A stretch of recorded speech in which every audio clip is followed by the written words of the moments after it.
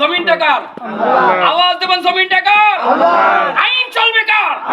শুধু আল্লাহর আইন প্রতিষ্ঠিত হয় বাংলাদেশের মানুষ নয়, সারা পৃথিবীর মানুষ আল্লাহর আইন প্রতিষ্ঠিত হলে এর চাইতে সুখী সমৃদ্ধ সমাজ পৃথিবীর বুকে আর কোনো সমাজ থাকবে না। এজন্য আল্লাহর আইন চাই। এই আল্লাহর আইনটা কারা প্রতিষ্ঠিত করবে? আল্লাহ কি ফেরেশতায় পাঠাবে? আল্লাহর পক্ষ থেকে ফেরেশতা পাঠাবে? আল্লাহ তাআলা দুনিয়াতে আমাদেরকে পাঠাইছে, তোমরা ফারিকুন ফিল জান্নাহ ও ফারিকুন ফিস সাঈর। আমি দুইটা রাস্তা তোমাদের কাছে বর্ণনা করলাম। তোমরা চাইলে জাহান্নামে যেতে পারবা, চাইলেও জান্নাতে যেতে পারবা। এক দলের মানুষ আমাদের দেশের সাথে ওই ঘটনা মিলে গেছে। একদল জান্নাতে গেছে, জান্নাতে যাবে, যাওয়ার আগে গেটের সামনে দাঁড়াইছে। গেটের সামনে দাঁড়ানোর পরে ফেরেশতাকে জিজ্ঞেস করে, ভাই আমরা তো জান্নাতি লোক, জান্নাতে যাবো, তো জান্নাতের খবর কি? তো ফেরেশতারা বলছে, ভাই জান্নাতে সংস্কার হচ্ছে, এখন যাওয়া যাবে না, কিছুক্ষণ পরে যাওয়া লাগবে। তো বলছে, ভাই জান্নাত যেহেতু এখন সংস্কার হচ্ছে, আমরা ওখানে যেতে চাই না, চলো জাহান্নামটা দেখে আসি। তো জাহান্নাম ঘুরতে গেছে, জাহান্নামে ঘুরতে গিয়ে দেখে জাহান্নাম কি সুন্দর সুন্দর রমণীরা নাচানাচি করতেছে, কি সুন্দর ডুল বাঁধা হচ্ছে। তারা বললো, ভাই এত সুন্দর জায়গা ছিল, আমরা জান্নাতে যেতে চাই না। তারা সবাই জাহান্নামে ঢুকে গেছে। এখন জান্নাতের সংস্কার যখন শেষ, জান্নাতের আরামে শুরু হয়ে গেছে, এখন এই জাহান্নামের যখন এরকম সময় শেষ, জাহান্নামের আযাব শুরু হয়ে গেছে। এখন তারা চিন্তা করে, ভাই কই আইলাম, চাইছিলাম তো শান্তি, এখন আয়াতি তো অশান্তির আগুন। তো বললো, ভাই এখন জান্নাতের খবর কি? জান্নাত এখন আরাম আছে জায়গা, এখন আর জান্নাতে যাওয়া যাবে না।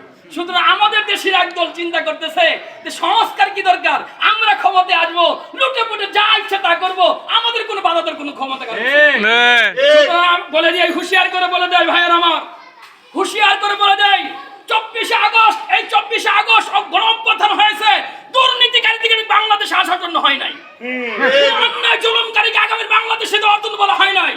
এই গণঅভ্যুত্থান হয়েছে, এই জুলাই আগস্ট হয়েছে শুধুমাত্র একটাই কারণ, সেটা হলো আগামীর বাংলাদেশ হবে ন্যায় ইনসাফের বাংলাদেশ। আমরা কি সেই ন্যায় ইনসাফ বাংলাদেশ করতে চাই? ইনশাআল্লাহ।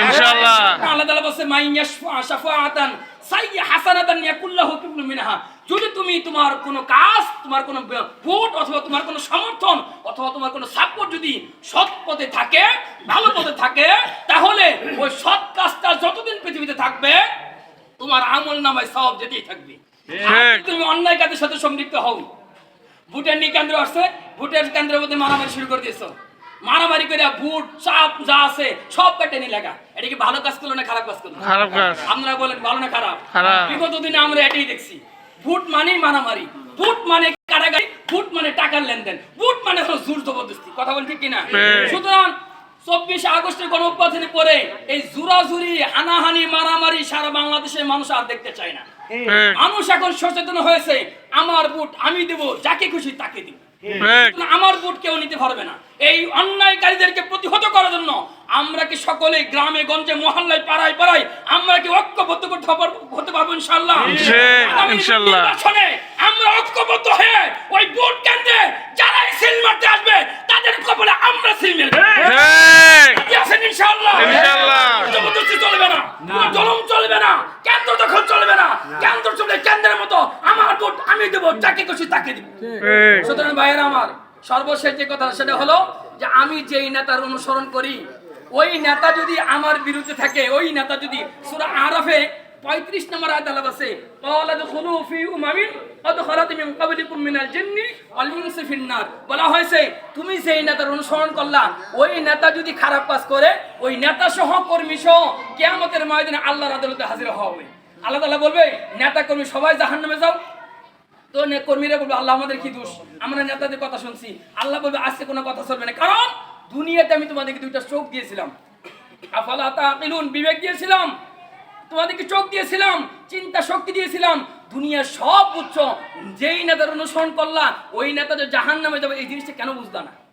এই জন্য ভাইয়েরা আমার, আল্লাহ তাআলা চোখ দিয়েছে, বিবেক দিয়েছে, একটু চিন্তা করে দেখি। এই 1 বছর 1 মাস হয়ে গেছে বাংলাদেশের এই গণঅভ্যুত্থানের পরে, আমরা পরিচয় পেয়ে গেছি কোন দল কেমন হতে পারে।